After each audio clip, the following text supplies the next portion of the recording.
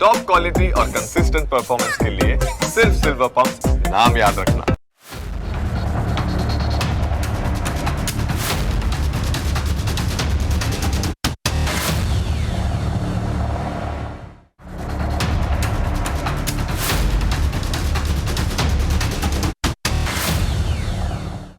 આપણે બધા જ બાળપણથી સાંભળતા આવ્યા છીએ કે ચાંદા મામાનું ઘર એટલે કેટલે તો કહે દીવો બળે એટલે.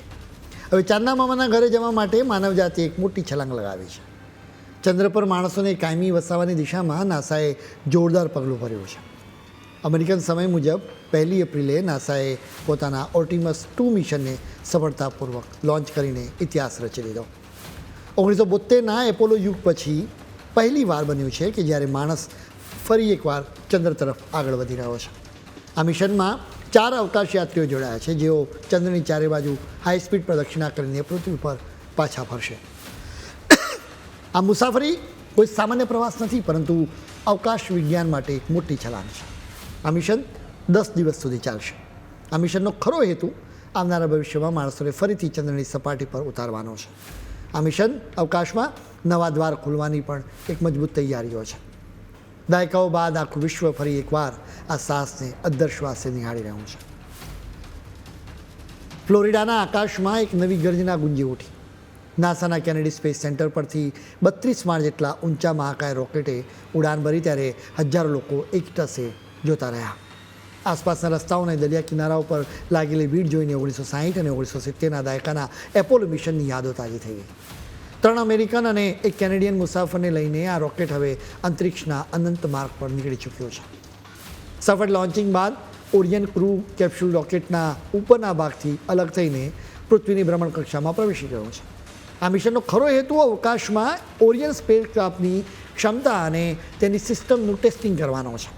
આ મિશન ખરેખર તો ઓર્ટિમસ 3 માટેનો માર્ગ મોકળો કરી રહ્યું છે.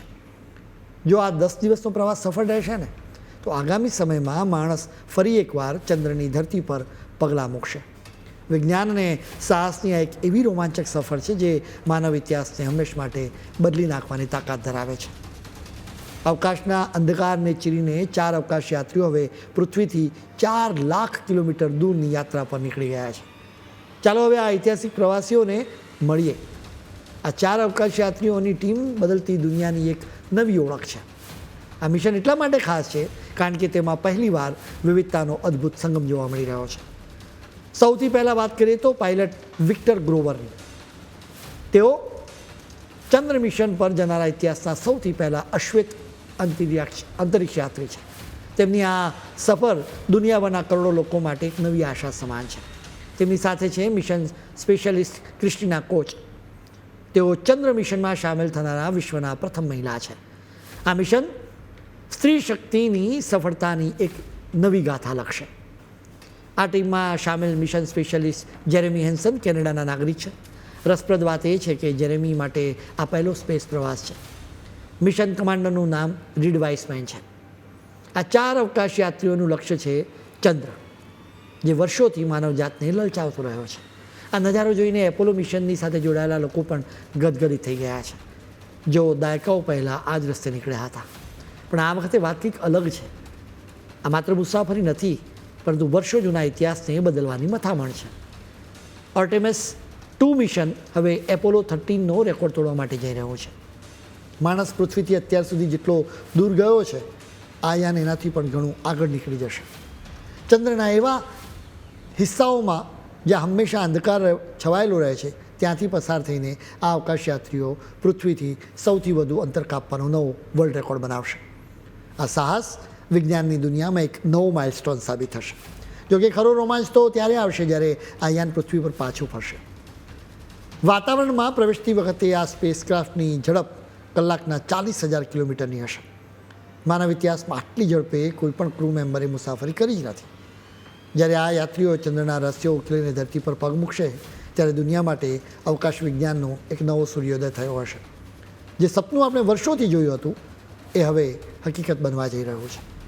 અવકાશના પ્રવાસમાં શરૂઆતના 2 દિવસ ખૂબ જ મહત્ત્વના છે. શરૂઆતનો તબક્કો જુદી જુદી સિસ્ટમનું ટેસ્ટિંગ કરવાનો છે, જેથી તેમને ખાતરી રહે કે અવકાશયાન મોટા પડકારોનો સામનો કરવા માટે સંપૂર્ણપણે તૈયાર છે. નાસાએ જણાવ્યું કે ટેસ્ટિંગ થઈ જશે એના પછી ઓરિયનનું એન્જિન ઓરિયનને પૃથ્વીની ભ્રમણ કક્ષાથી બહાર ચંદ્ર તરફ મોકલી આપશે. આ મિશનના ત્રીજા અને ચોથા દિવસે આ અવકાશયાત્રીઓ એક નવો ઇતિહાસ લખશે. તેઓ પૃથ્વીથી એટલા દૂર નીકળી જશે કે અગાઉ કોઈ માનવીએ આટલું અંતર કાપ્યું જ નથી. જેમ જેમ તેઓ ચંદ્રની નજીક પહોંચશે તેમ તેમ મિશન કંટ્રોલ સાથેનો સંપર્ક અને રસ્તાની સચોટતા ચકાસવી સૌથી મોટો પડકાર બની રહેશે.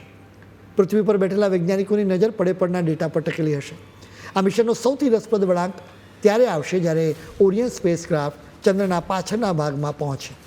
અહીં આ અવકાશયાન એક કુદરતી રસ્તા પરથી પસાર થશે જેને ફ્રી રિટર્ન કહેવામાં આવે છે. આ એક એવી કરામત છે જેમાં ચંદ્રનું ગુરુત્વાકર્ષણ જ અવકાશયાનને આપમેળે પૃથ્વીની દિશા તરફ વાળી દેશે. આ મિશનના 5 થી 8મા દિવસ દરમિયાન અવકાશયાત્રીઓ પૃથ્વી પર તરફ પાછા ફરવાની તૈયારીઓ કરશે. એ સમયે અવકાશમાં તેઓ અનેક પરીક્ષણ કરશે. આખરે તેઓ ધરતી પર પાછા ફરશે. આ અવકાશયાન પ્રશાંત મહાસાગરમાં ઉતરશે જ્યાંથી રિકવરી ટીમ અવકાશયાત્રીઓને સુરક્ષિત રીતે પાછા લાવશે. આ 4 અવકાશયાત્રીઓ અંતરિક્ષના રહસ્યો ઉકેલીને પૃથ્વી પર પગ મૂકશે ત્યારે દુનિયા માટે આશાનો એક નવો સૂર્યોદય થશે. આ માત્ર એક સફરનો અંત નહીં પરંતુ એક નવા યુગની શરૂઆત હશે. એ દિવસ હવે બહુ દૂર નથી જ્યારે ચંદ્ર આપણા માટે એક નવું સરનામું બની જશે. વિજ્ઞાનની આ સફળતા ભવિષ્યમાં ચંદ્ર પર માનવીઓના આંટાફેરા વધારી દેશે. જે ચાંદા મામાની વાર્તાઓ આપણે બાળપણમાં સાંભળતા હતા ત્યાં હવે મનુષ્યોના કાયમી વસવાટની તૈયારીઓ થઈ રહી છે. કદાચ થોડા વર્ષો પછી ચંદ્ર પર જવું એ પૃથ્વીના એક દેશમાંથી બીજા દેશમાં જવા જેવું સામાન્ય બની જાય તો પણ નવાઈ પામવા જેવું નહીં હોય. માનવજાત હવે પૃથ્વીની સરહદો ઓળંગીને બ્રહ્માંડમાં પોતાનું નવું ઘર શોધવા તરફ મક્કમ ડગલા માંડી રહ્યો છે.